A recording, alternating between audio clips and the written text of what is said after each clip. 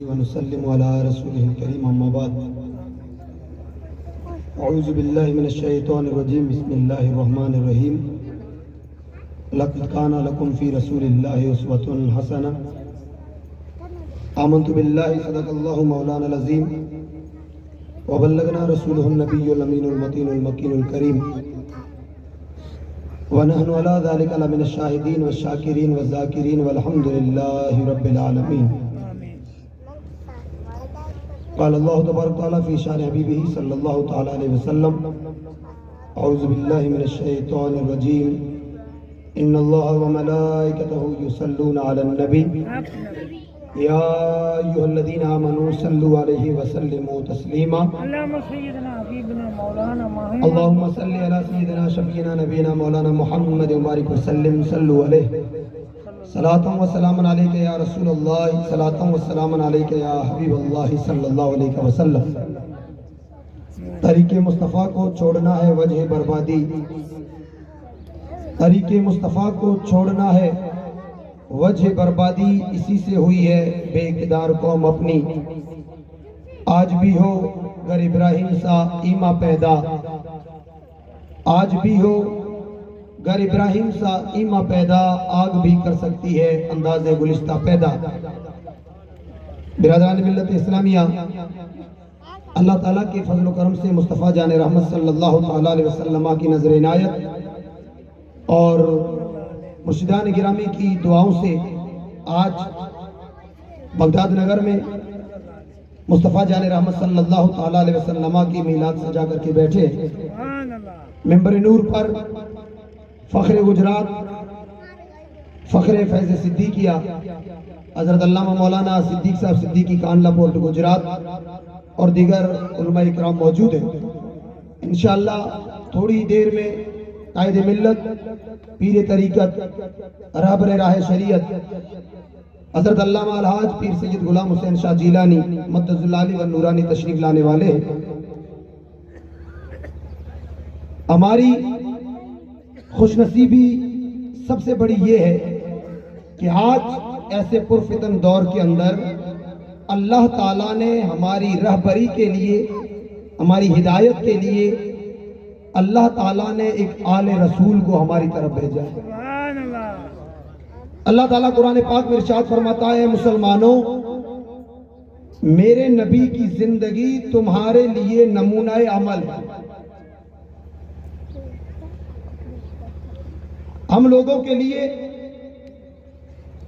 مصطفیٰ صلی اللہ تعالیٰ علیہ وسلم کی زندگی کو نمونہ عمل بنایا گیا ہے اور ہم مسلمانوں کو چاہیے کہ زندگی کے ہر پہلو ہر موڑ ہر لمحہ میں ہم لوگ صرف اور صرف مصطفیٰ جان رحمت صلی اللہ تعالیٰ علیہ وسلم کو فالو کریں ہمارے گھروں میں خوشیاں ہو غم ہو اچھی چیزیں ہو یا ہماری طبیعت کے خلاف ہو ہم لوگوں کو قرآن پاک نے جو حکم دیا ہے وہ یہ ہے کہ ہر حال میں مسلمان کو چاہیے کہ اپنے نبی پاک صلی اللہ تعالیٰ علیہ وسلم کو فالو کرے اور بتایا آقا علیہ السلام ارشاد فرماتے ہیں نماز میرے آنکھوں کی ٹھنڈک ہے جو بندہ مومن نماز پڑھتا ہے وہ مومن اپنے نبی کی آنکھوں کو ٹھنڈک پہنچاتا لیکن ہماری سب سے بڑی پرابلم کیا ہے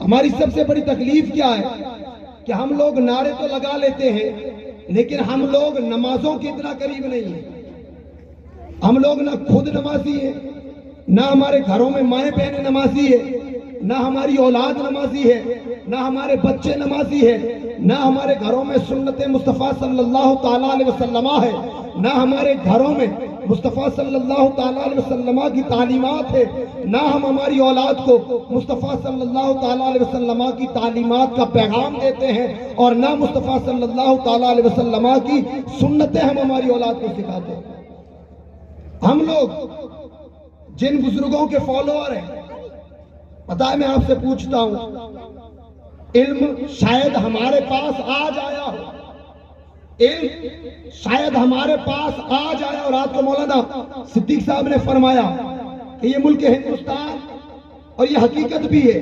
ملک ہندوستان اور ہمارا جو پڑوسی ممالک ہے، ایک دو پڑوسی ممالک ہے، اگر ان ملکوں کے، ان دیشوں کے مسلمانوں کی تعداد کو اگر ملایا جائے اور جوڑا جائے تو تقریباً یہ تعداد 50-60 کروڑ سے پار ہو جائے گی.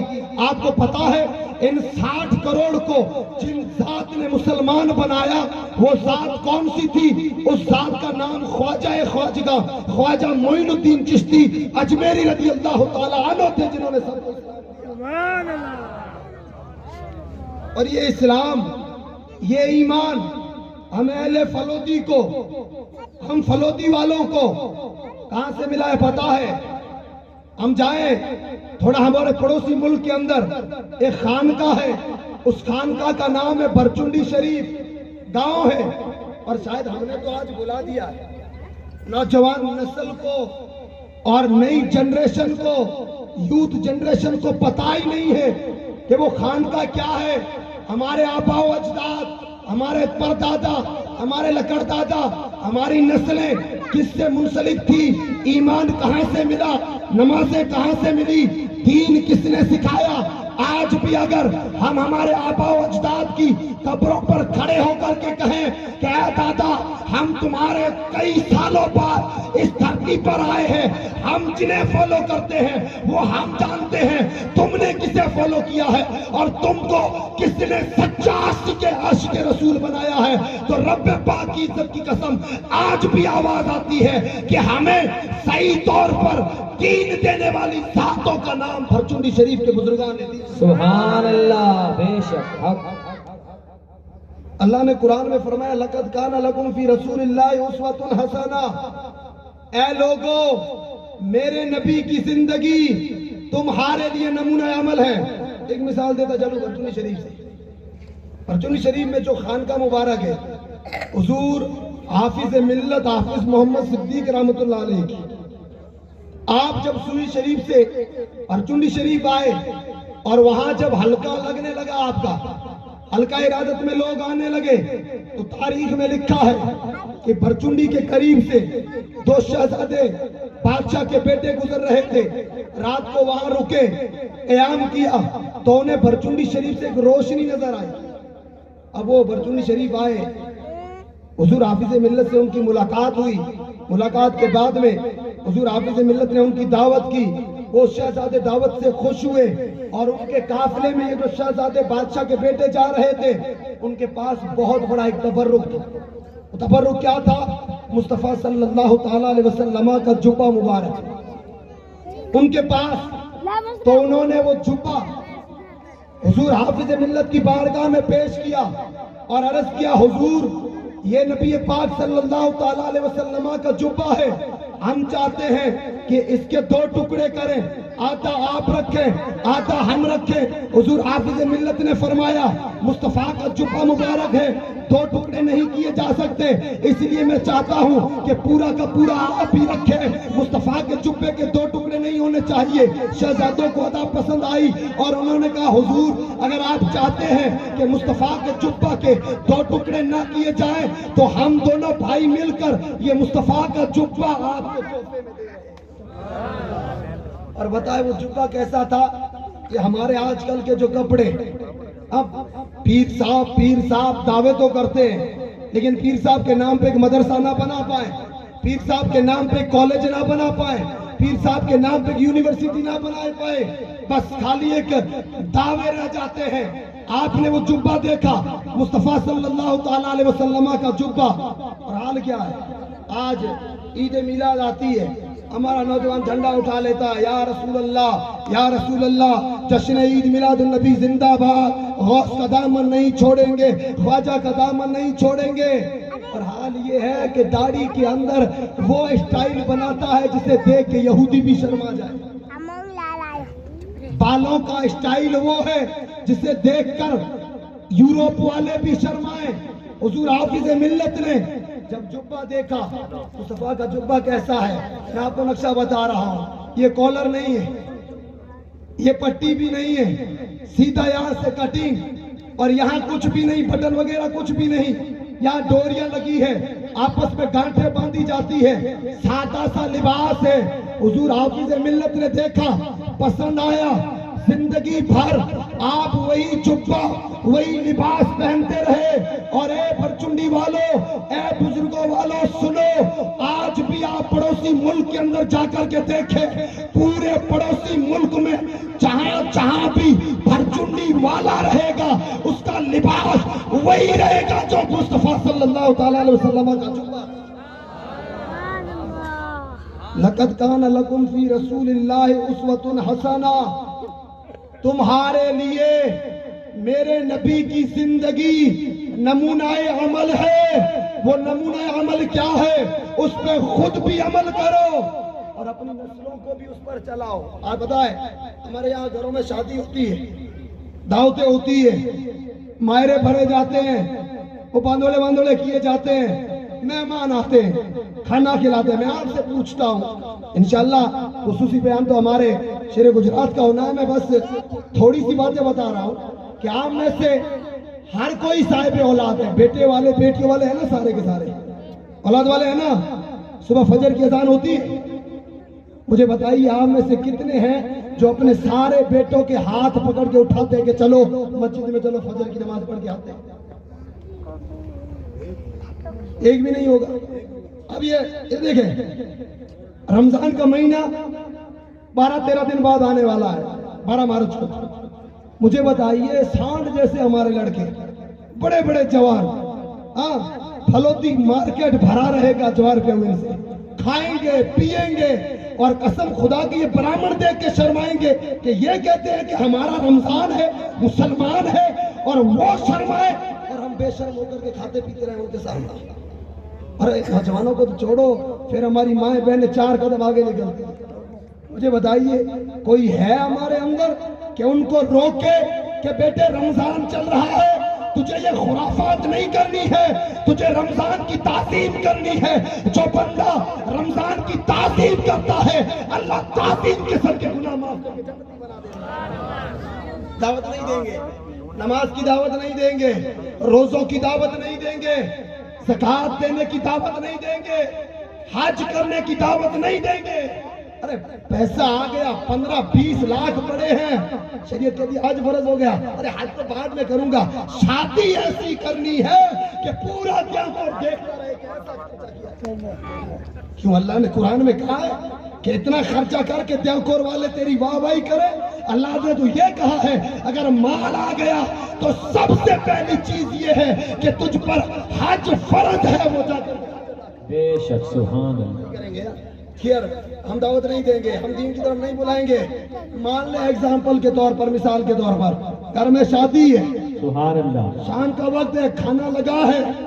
اب 2-3 نوجوان یا لوگ بیٹھے، ایک آیا وہ کٹوری دے کر، پہلی یہ لو میری طرف سے، دوسرا آیا یہ لو میری طرف سے، تیسرا آیا یہ لو میری طرف سے. اب وہ بیچارے پیٹ بھر گیا. شریعت کیا کہتی ہے؟ اتنا کھاؤ جتنا لے کھا سکتے ہو اتنا لو، باقی ویسٹ مت کرو. اب ایک آیا، وہ ہاتھ یوں کر کے بیٹھے، وہ اندر، ارے کائے کو؟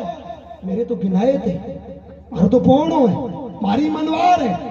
ارے گنائتوں کو یہ تو منوار کر رہا ہے، یہ چیزیں تجھے بڑی اچھی لگتی ہے، واہیات چیزیں کرنے میں. اس سے بہتر ہے کہ تو اسی تیرے داماد کو، تیرے رشتہ داروں کو، تیرے سمجھیوں کو، تیرے چاہنے والوں کو کھانا کھلا اور پھر اٹھا، اذان ہو تو مسجد میں لے جا.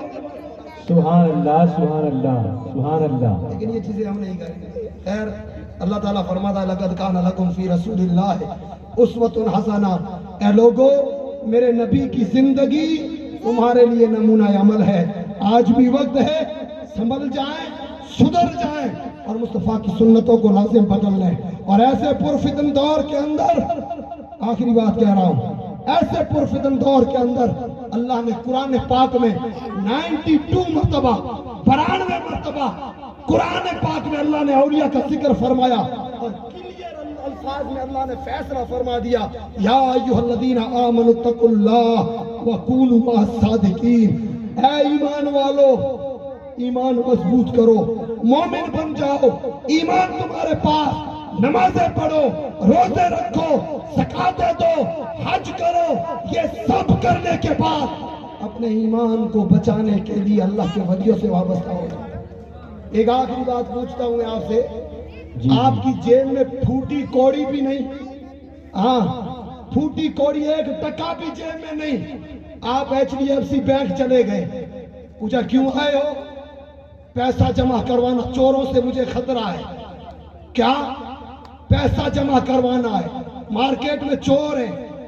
بینک والے کہیں گے کتنا لاکھ ہے؟ پیسے جیب میں تو ہے ہی نہیں، تو جمع کیا کروائے گا؟ جمع وہ کروائے گا جس کے پاس میں کیش ہو 10 12 لاکھ 3 4 لاکھ 5 لاکھ، اگر ہے ہی نہیں تو جمع کیا کرواؤ گے؟ جمع کروانے کے لیے پیمنٹ ہونا ضروری ہے۔ اللہ فرماتا ہے ایمان تمہارے پاس ہو، نمازیں تمہارے پاس ہو، روزے تمہارے پاس ہو، زکاتیں تمہارے پاس ہو، حج تمہارے پاس ہو، یہ سب کچھ ہونے کے بعد بے خوف مت ہو جاؤ، پیسوں کا چور مارکیٹ میں ہے۔ اللہ فرماتا ہے ان الشیطان للانسان عدو مبین، شیطان انسان کا کھلا دشمن ہے۔ جب موقع ملتا ہے ایمان اڑا دیتا ہے، نمازیں اڑا دیتا ہے، روزے اڑا دیتا ہے، زکات و حج اڑا دیتا ہے۔ رب فرماتا ہے ان کی حفاظت کے لیے تو ایک کام کر، وَكُونُوا مَعَ الصَّادِقِينَ، اولیاء کا دامن تھام لے۔ جس طرح دنیاوی بینک تیرے پیسوں کی حفاظت کرتے ہیں، یہ اللہ کے ولی تیرے ایمان کی حفاظت کرتے ہیں۔ سبحان اللہ۔ سب کو نیک توفیق عطا فرمائے۔ ہمارے